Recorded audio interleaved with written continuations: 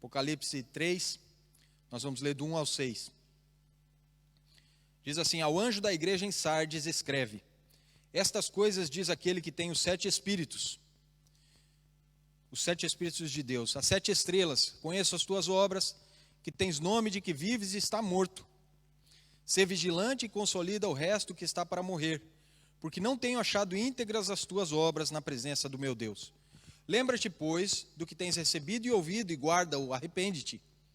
Portanto, se não vigiares, virei como um ladrão, e não conhecerás de modo algum em que hora virei contra ti.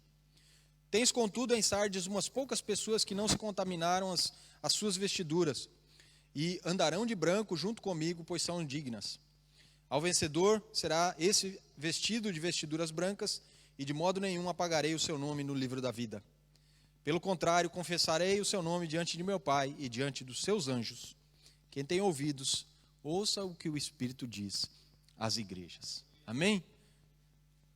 Que Deus possa nos ajudar nessa hora a compreender esse texto e que a gente possa se enquadrar com a sua vontade. Eu queria falar a respeito de Sardes, essa igreja sonolenta, uma igreja que dormia, uma igreja que tinha fama, uma igreja que tinha nome, mas era uma igreja que tinha obras que não eram íntegras e eram imperfeitas diante de Deus. Interessante nós observarmos que o Senhor Jesus, Ele conhece, como já temos falado, o contexto em que nós estamos inseridos. Ele sabe a respeito das suas igrejas e Ele sabe a respeito dos locais onde essas igrejas estão plantadas. Sardes era uma cidade que ficava no topo de uma colina, e o acesso era um bocado difícil, era um bocado complicado. Era uma cidade que, por causa dessa característica, vivia despreocupada com relação a exércitos inimigos invadirem e conquistarem. Era uma cidade que nunca havia sido conquistada, e por causa disso, eles andavam despreocupados, eles eram um bocado soberbos, um bocado arrogantes, não é? A topografia do local os ajudava, os favorecia, e não havia essa necessidade de vigilância, porque os exércitos até sitiavam essa cidade, mas como era um difícil acesso, e era uma cidade que também era fortificada, e que existia uma muralha ao seu redor, ficava praticamente impossível um exército conseguir invadir e conquistar. Mas isso aconteceu justamente por causa da despreocupação, justamente por causa da apatia, justamente por causa da falta de preparo. Ciro, rei da Pérsia, ficou sitiado durante alguns meses em volta dessa cidade, e os seus soldados ficaram somente observando como que eles poderiam chegar lá em cima e invadir. E um dos soldados, quando ele percebeu que não havia nenhum tipo de vigilância, nenhum tipo de guardas guardando e se certificando de que aquilo estava tudo seguro, ele conseguiu escalar, ele encontrou uma brecha na muralha, ele chamou os seus companheiros de exército, eles invadiram e eles conquistaram essa cidade. Eles ficaram até perplexos, porque uma cidade que deveria estar sendo guardada pelo seu exército estava totalmente desprotegida, justamente por causa dessa soberba, dessa arrogância, de achar que não seria possível serem conquistados. Séculos mais tarde, nós vemos Antíoco Epifânio, da mesma forma, sitiou seu exército, ficou vários meses ali em volta, somente observando. E sabe o que aconteceu? Um dos soldados, durante a noite, sobe para lá, acha a mesma brecha na mesma muralha e da mesma forma não encontra ninguém cuidando do local. Invade, conquista a cidade e subjuga aquela cidade. Jesus conhece o contexto que a cidade passou, Jesus sabe o contexto que a igreja que está naquela cidade está inserida. E ele fala para essa igreja: sejam vigilantes. Lembre-se do passado, de como essa cidade praticamente imbatível e inconquistável foi conquistada por causa da falta de vigilância, e não caiam no mesmo erro. Não havia ninguém nas muralhas por causa da soberba, por causa do orgulho, por causa de achar que eles estavam bem e continuariam sempre bem. O que a Bíblia nos fala para fazer? Aquele que está de pé, cuide para que não caia. Mas a Bíblia também nos diz que a soberba, ela precede a ruína. A soberba, ela vem antes da ruína. Quando a gente se orgulha da nossa condição, nós estamos a um passo de cair, porque nós começamos a ficar despreocupados, nós começamos a ficar apáticos, nós começamos a baixar a guarda, nós começamos a não fazer o que precisa ser feito para continuarmos na posição em que estamos. Preste atenção nisso. A certeza da invencibilidade produz arrogância. Você vê isso muito em clubes de futebol.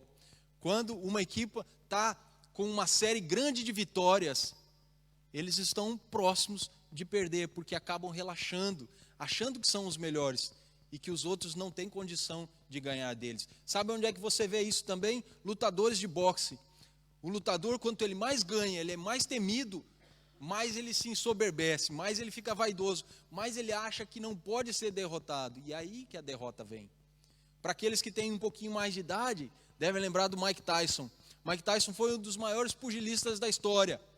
E ele justamente caiu porque ele se achava superior aos outros. No início da sua carreira, ele treinava mais do que os outros.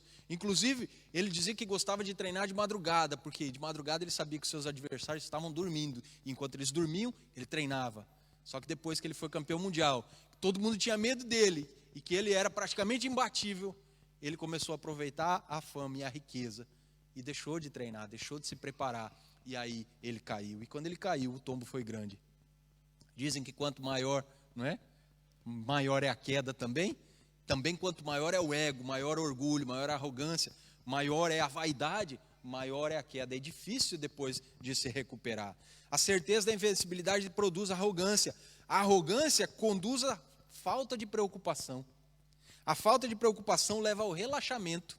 Se eu não estou preocupado, eu relaxo, eu fico tranquilo, não é? Só que esse relaxamento traz consigo o que? O despreparo, porque se eu não me preocupo, eu relaxo. Se eu relaxo, eu não preciso me preparar. No caso do atleta, eu não preciso treinar. E quanto menos eu treino, mais eu estou sujeito a errar.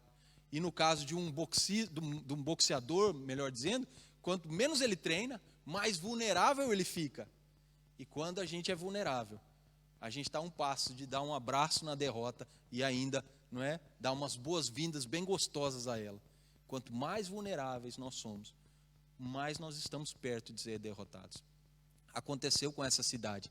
Total despreparo dos seus sentinelas, dos seus exércitos. E foram invadidos com uma facilidade muito grande. Jesus está dizendo, ser vigilante. Não deixe acontecer na igreja o que aconteceu nessa cidade. Você precisa estar preparado, você não pode ser arrogante, você não pode ser vaidoso, você tem que estar esperando sempre a queda de olho aberto. A Bíblia diz para nós não baixarmos a guarda, para cuidarmos se estivermos de pé. Jesus avisa a esses vigilantes, a esses membros dessa igreja para serem vigilantes. E nós, como igreja, precisamos ser vigilantes com relação ao pecado, com relação ao diabo, que tem os seus ardis, as suas ciladas, as suas armadilhas, mas também sermos vigilantes, porque o próprio Jesus pode vir para consertar a sua igreja. E é o que ele diz aqui nesse texto: se você não for vigilante, eu venho contra você como um ladrão à noite. O que aconteceu nessa cidade de Sardes? Foi justamente uma pessoa que durante a noite foi lá para cima e viu que tinha uma brecha na muralha e pegou todo mundo desprevenido. Jesus fala, se você não ser vigilante, não for vigilante, eu vou fazer da mesma forma. Quando você menos espera, eu vou vir julgar o pecado que existe em vocês. Mas o que nos leva a entender que essa igreja tinha pecado? Jesus fala que as obras dessa igreja eram imperfeitas. E obras imperfeitas nos remetem justamente a coisas que são feitas por vaidade, por arrogância, por orgulho, não são feitas com a motivação correta, não são feitas para agradar a Deus, são feitas justamente para encher o nosso ego. Quando a gente gosta mais de tapinhas nas costas do que glórias para o Senhor, quando a gente gosta de elogios, mas não gostamos de honrar o Senhor, quando a gente busca fazer porque temos que fazer como uma obrigação e não de todo o coração, como se fosse e como é para ser feito para o Senhor. O problema dessa igreja é que eles se conformavam com o estilo de vida da cidade. E se nós formos olhar para a história, o estilo de vida dessa cidade era um estilo de vida de luxúria, de riqueza, de buscar os prazeres da vida, esses prazeres carnais.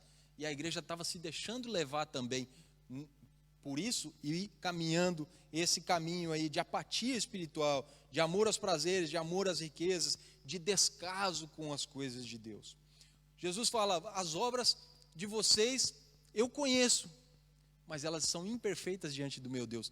Mas tinha obras, não tinha? Tinha obras. O problema é que eram obras imperfeitas. Não ter obras desagrada a Deus. Ter obras, mas ter obras imperfeitas também desagrada a Deus. Olha que situação que essa igreja passava. O que são obras imperfeitas? São obras feitas sem santidade. São obras que parecem ter piedade e compaixão, mas que não têm integridade. O que são obras imperfeitas? É quando a gente faz muita coisa, mas com a intenção errada, com a motivação errada. Não passa de ativismo religioso, mas não tem saúde espiritual. O que são obras imperfeitas? É quando traz prestígio e reputação para a igreja, mas não transforma as pessoas. Essa igreja era conhecida. Jesus conhecia as obras dela.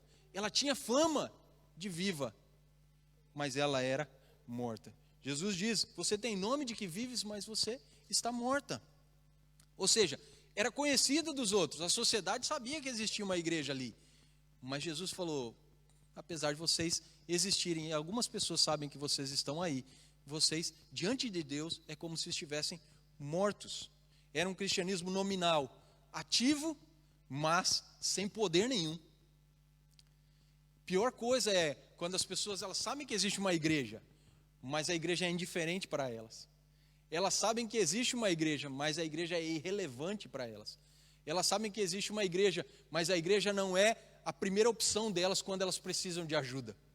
Isso é terrível. Esse cristianismo nominal, ele é terrível, é uma desgraça, na verdade.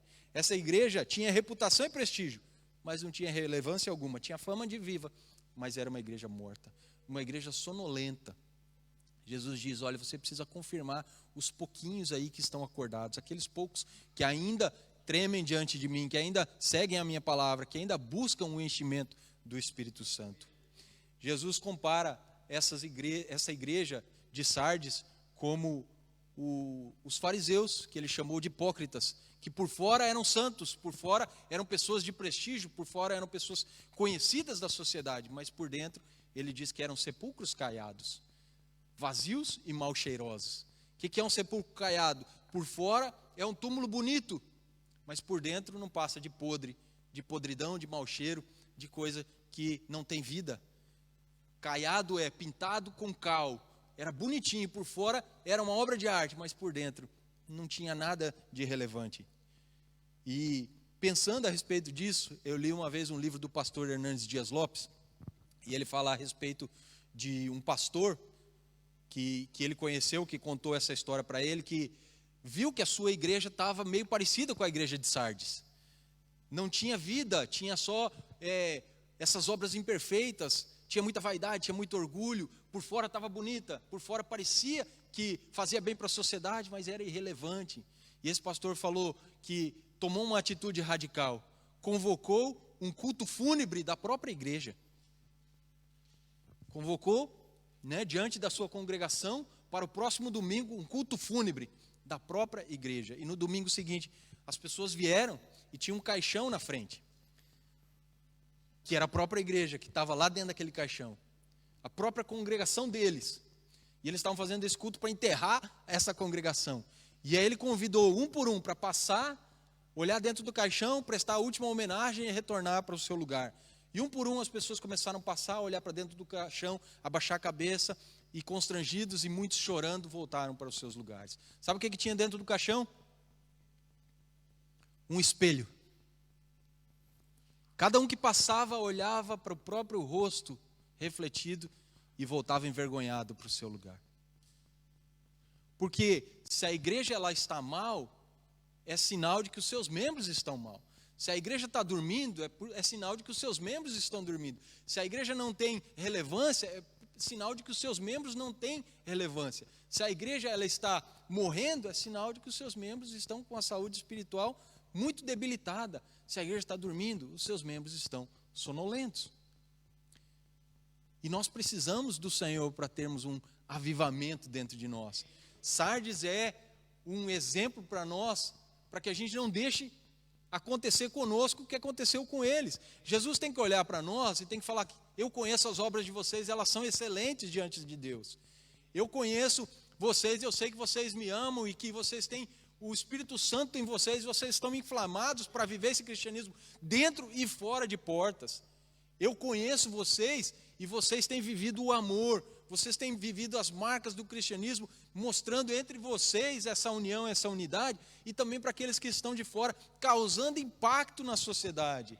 As pessoas, elas têm que saber que aqui em Jersey existe uma igreja de fala portuguesa que é relevante, que as ajuda, que ama ao Senhor, que está caminhando para o céu, que está buscando salvar aquele que está perdido, apresentando aquele que pode salvá-las, todos os dias.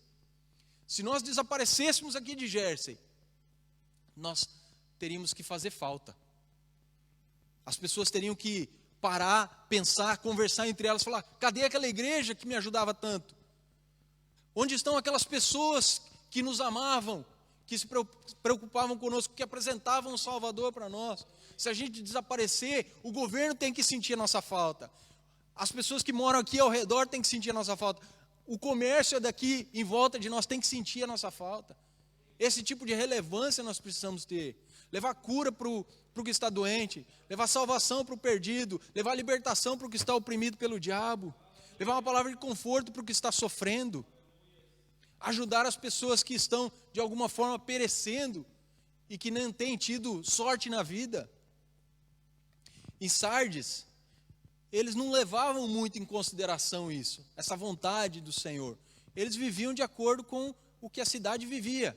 Aí a cidade gostava de luxúria, eles viviam na luxúria. A cidade gostava de correr atrás das riquezas, eles corriam atrás das riquezas.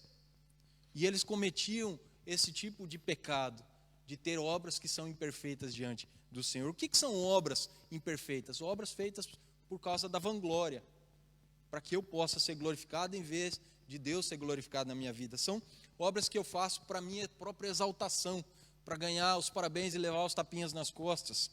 São obras para ser visto e ser admirado pelos outros. São obras de religiosidade, não é? São aqueles legalismos. São obras hipócritas, obras maldosas. São obras que são feitas porque eu me acho melhor do que o outro, porque eu me acho mais capaz do que o outro, porque eu me acho mais talentoso do que o outro. E obras imperfeitas também nos remetem a fazer as coisas de forma relaxada. A Bíblia diz lá em Jeremias 48, 10, maldito aquele que fizer a obra do Senhor relaxadamente. Quando eu faço as coisas de qualquer jeito, Deus olha e fala assim: não é uma obra perfeita, ela é imperfeita diante do meu Deus, e isso eu não aprovo. Quando a gente é chamado a fazer as coisas, a gente faz de uma forma excelente. Tudo que nos vier à mão para fazer, temos que fazer conforme as nossas forças, diz a palavra, como se fosse para Deus, porque no fim das contas, tudo é para Deus. Jesus diz: se você der um copo de água fria que seja para um dos meus pequeninos, é a mim que você está dando. Então a obra, ela tem que ser feita de forma perfeita, sem nenhum tipo de relaxo, com capricho, não de qualquer jeito. Porque muitas vezes a gente deixa para a última hora e sai o que sair. Sai o que sair. E depois a gente fala assim: ah, mas Deus sabe a intenção do meu coração. Mas Deus também sabe que você teve tempo para se preparar, que você podia ter dado mais. Se não fosse assim, Jesus não falava para a gente andar mais uma milha. É preciso esforço, é preciso esmero, é preciso cuidado, é preciso entrega, é preciso renúncia, é preciso darmos mais de nós. É preciso fazer de uma forma excelente. É preciso estar vigilante. Esteja vigilante, porque uma hora ou outra Jesus pode subir aquela encosta, entrar pelo buraco da muralha e pegar a gente desprevenido. Leia comigo o 3 e o 4. Nós vamos ver a necessidade e a urgência de um avivamento. Por isso temos aqui uma advertência da parte do Senhor. Lembra-te, pois, do que tens recebido e ouvido, guarda-o e arrepende-te, porque se não vigiares, virei como um ladrão e não conhecerás de modo algum em que hora virei contra ti. Tens, contudo, em Sardes umas poucas pessoas que não contaminaram as suas vestiduras e andarão de branco junto comigo, pois são dignas. Jesus fala: lembra-te do que você recebeu, do que ouviu, guarda e arrepende-te. O que nós temos recebido do Senhor? Tanta coisa. a palavra dele, o Espírito dele, graça sobre graça, visitação, dons, talentos. Lembra disso tudo, guarda e arrepende-te. Usa aquilo que Deus tem te dado. O pastor Steven Lawson diz: essa igreja aqui de Sardes confiava mais nas suas obras mortas do que no Espírito de Deus. Jesus adverte para que a igreja volte às doutrinas, aos ensinamentos genuínos, de se estudar a palavra, obedecer aos mandamentos e experimentar o sobrenatural. Voltar à palavra, aos mandamentos, aos ensinamentos e viver o sobrenatural do Senhor, obedecendo os princípios bíblicos. Apesar da aparência, muitas igrejas têm estado sonolentas diante de Deus. E a gente tem que tomar cuidado para não entrar nesse rol, para não estar nesse grupo. É uma palavra de advertência para nós. Muitas estão dormindo, não seja uma delas. Amém? Muitas descansam tranquilamente no limbo do descaso, do conformismo e da reputação. Quanto mais a gente cresce, mais a nossa fama se espalha, mais a gente corre o risco de deixar de agradar ao Senhor. Embora se lembravam perfeitamente do seu estado glorioso, não conseguiam se lembrar do que receberam de Deus. Efésios 5,14 fala para nós acordarmos. O texto diz: desperta, ó tu que dormes, levanta-te dentre os mortos e Cristo resplandecerá sobre ti. Desperta, tu que dormes. Sabe o que aconteceu ontem aqui na nossa noite de oração? O André, o filhinho do presbítero Gilberto e da diaconisa Teresa, não sei porquê, mas ele trouxe um despertador. Lembra aqueles despertadores antigos? Redondos assim, que tem aquelas duas coisas que faz barulho em cima? Desse. Não sei quem usa ainda desses. Eu não uso, mas ele trouxe um desse. E depois da noite de oração, ele andou aqui fazendo a festa, apitando aquilo, tocando aquilo. E eu fiquei olhando e observando. Eu falei, olha só como Deus traz as coisas ao nosso coração e nos chama a atenção. A palavra já estava pronta. Essa palavra já estava pronta para ser pregada hoje. E fala a respeito de despertar. Fala a respeito de uma igreja sonolenta que precisava acordar. E aí vem um menino de 3 anos com um despertador na mão. A Bíblia fala que da boca dos pequeninos sai perfeito louvor. E Deus usa quem Ele quiser, até mesmo a criança, para justamente confirmar as palavras que Ele tem entregado para nós. É uma palavra para nós pensarmos, meditarmos, para nós prestarmos atenção, para não acontecer conosco o que aconteceu em Sardes e o que tem acontecido e está acontecendo em muitas igrejas por aí. E nós temos a nossa fé colocada na pessoa certa, porque Cristo é o único que pode nos ajudar com isso.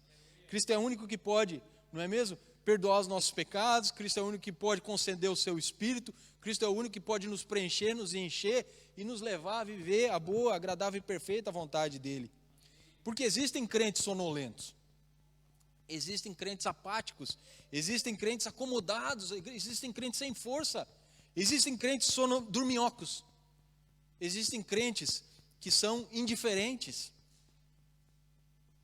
que não têm propósito, que não têm visão, que não têm missão, e que precisam ser cheios pelo Espírito Santo para que possam começar a fazer as coisas certas diante do Senhor. Existem crentes sem paixão por Jesus, existem também aqueles que, ao contrário disso, têm permanecido fiéis. Jesus fala para a gente aqui, consolida o resto que estava para morrer. Existe um remanescente em todas as igrejas. Existe um pequeno grupo em todas as igrejas. E esse grupo precisa ser restaurado, precisa ser confirmado, precisa ser fortalecido, precisa continuar crescendo e se nutrindo da palavra para conseguir incendiar aqueles que estão à sua volta, ao seu redor. Mesmo que sejam poucos, eles levam a presença do Senhor e através da palavra eles podem fazer com que esse fogo se espalhe no meio do capim seco. Esses poucos gravetos que estão pegando fogo, eles podem contaminar outros e a igreja pode ser influenciada. Mas a igreja tem que influenciar, não pode ser influenciada pelo mundo, mas ela tem que levar a palavra do Senhor imbuída desse Espírito para as pessoas que estão perdidas. Jesus queria preservar a vida daqueles poucos homens e mulheres que não haviam se corrompido com esse modo de viver dessa cidade. Não estavam em rebelião contra ele, não viviam em adultério, não viviam em fornicação, não viviam na busca das riquezas, não haviam heresias, não havia cobiça, não andavam na mentira, não andavam nas bilhardices, não andavam fazendo fofoca. E eu penso também que seja a hora de nós confirmarmos aqueles que ainda respiram. Por isso que essa palavra é uma palavra de alerta. E nós fazemos isso de que modo? Desse modo que estamos fazendo, através da pregação da palavra e através da obra do Espírito Santo nas nossas vidas. Romanos 10:17 diz que quando nós nos afastamos da palavra, a fé se esfria. Salmo 119:11 diz que quando a gente negligencia a palavra, a gente peca. Salmo 119:105 diz que quando nós não conhecemos a palavra, andamos pelo mau caminho. Salmo 119:6 diz que quando não observamos a palavra, nós somos enganados e confundidos. E o Salmo 119:105 diz que quando não andamos pela palavra, tropeçamos. Lâmpada para os meus pés é a tua palavra, luz para o meu caminho. E quando não temos isso, a gente tropeça, a gente cai, a gente erra, a gente vai para o buraco. Está na hora de a gente orar como o salmista orou. Senhor bendito, ensina-me os teus estatutos. Está na hora de a gente se comprometer como o salmista se comprometeu. Salmo 119:15, meditarei nos teus preceitos, terei respeito aos teus caminhos. Está na hora de desejar aquilo que o salmista desejou no verso 18 também do Salmo 119. Abre, Senhor, os meus olhos para que eu veja as maravilhas da tua lei. Não existe reavivamento sem fome e sede pela palavra do Senhor. E não existe reavivamento sem a obra do Espírito Santo.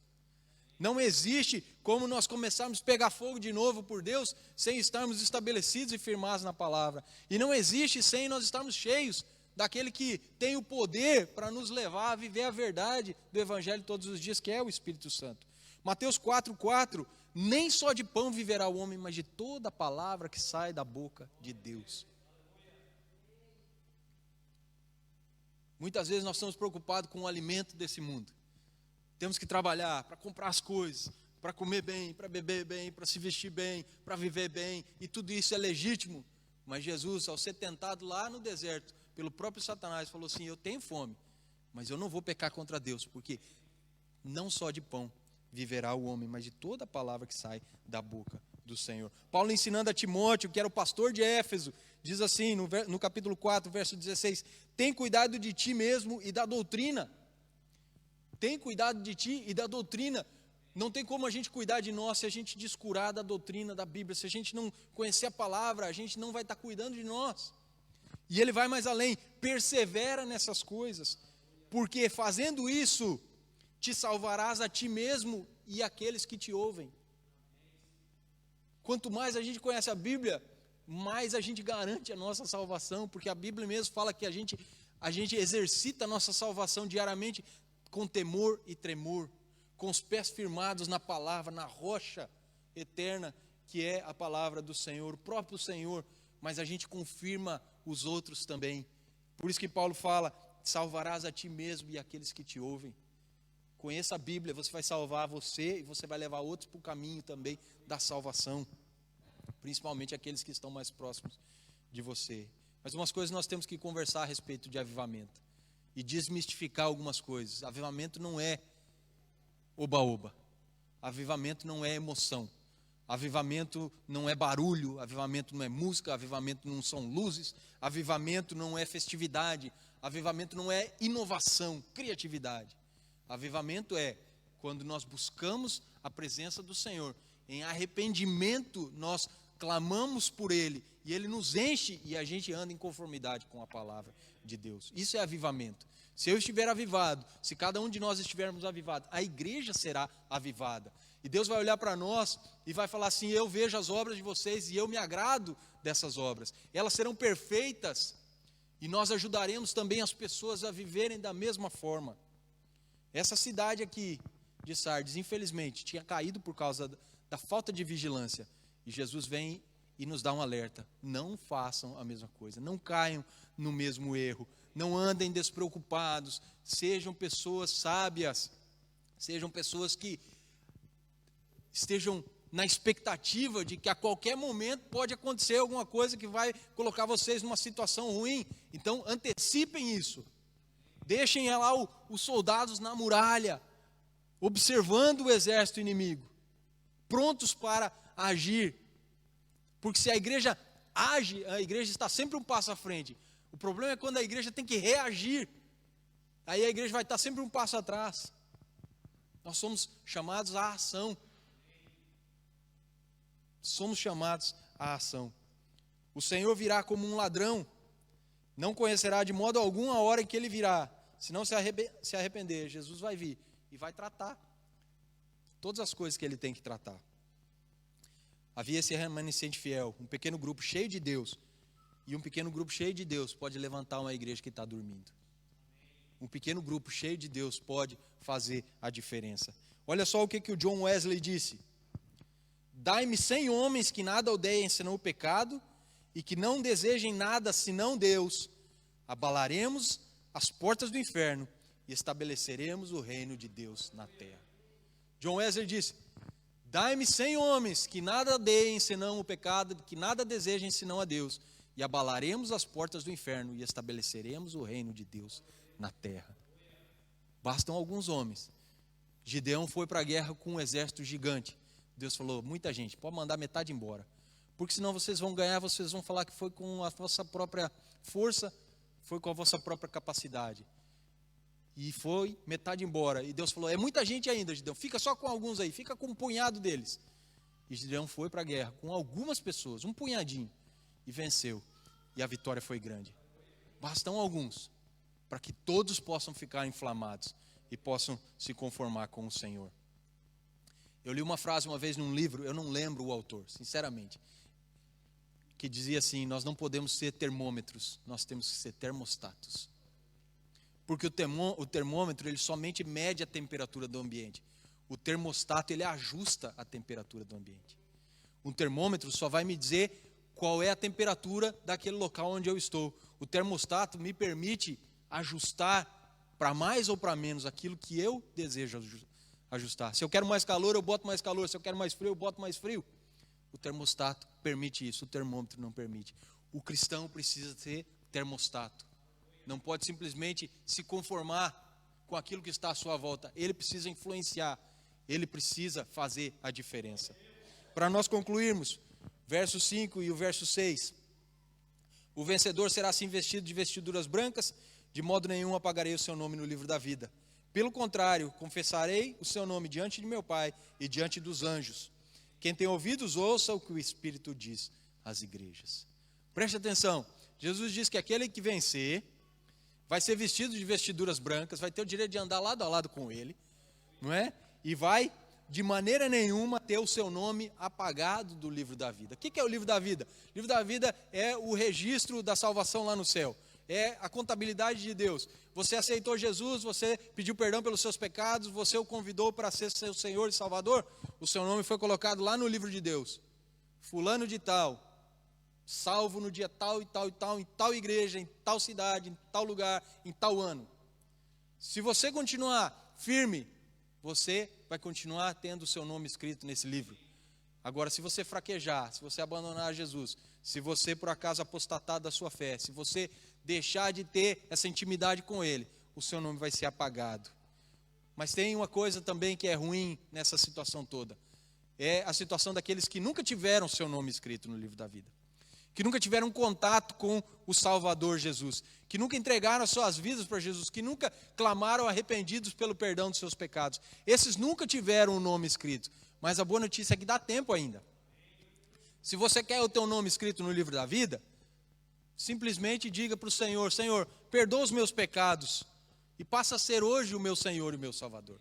E Ele certamente fará isso e Ele vai escrever o seu nome lá, no dia de hoje, aqui em Jersey, que você fez esse compromisso. E aí você vai exercitar a sua salvação todos os dias, vivendo em santidade, com temor e tremor, para que o seu nome sempre fique escrito lá.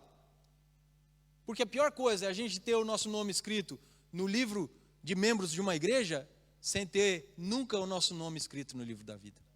Infelizmente, em muitas igrejas, talvez até aqui na nossa, possa acontecer isso.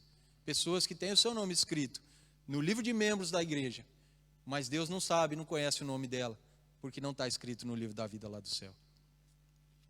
Não adianta eu andar com uma carteirinha, um cartão de membro da igreja, Missão Cristã Portuguesa de Jersey, dentro da minha carteira, da minha bolsa, do meu bolso, e mostrar para as pessoas que sou membro daqui da nossa congregação. Se quando Deus procurar lá no livro da contabilidade dele, o nome não estiver lá, não adianta de nada. Mas ao vencedor, o nome vai estar lá. O vencedor vai estar vestido de vestiduras brancas, pureza, santidade, obras que são proveitosas, moralidade, integridade, honestidade.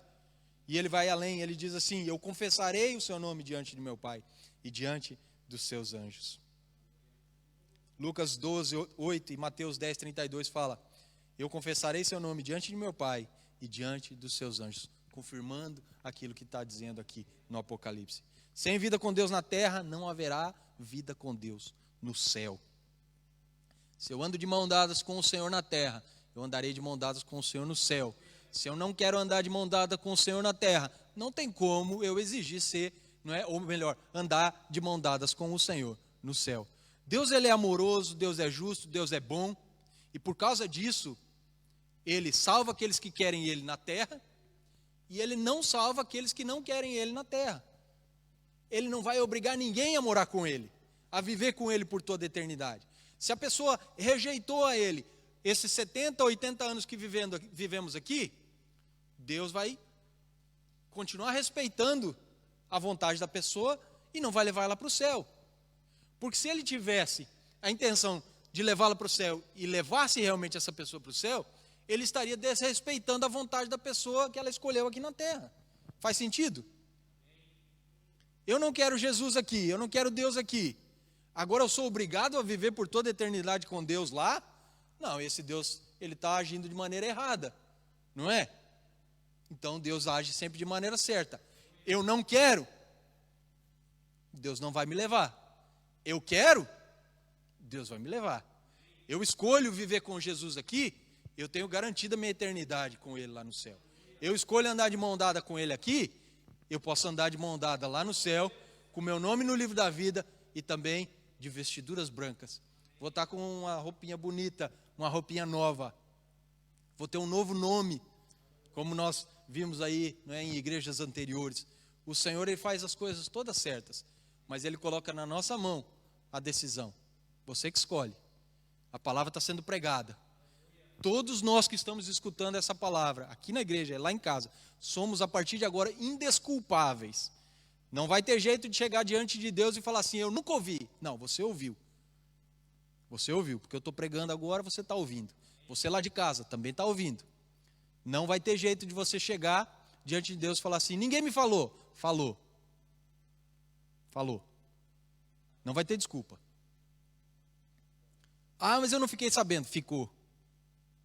Ficou porque você estava participando do culto online ou você estava na igreja e você ouviu a pregação do Evangelho. A palavra sendo explanada para você e a necessidade de você se arrepender dos seus pecados e você se voltar a Deus. Escolha viver de mão dada com o Senhor aqui. O seu nome vai ser escrito no livro da vida e você vai estar com Ele para toda a eternidade. Pode ficar de pé, por favor?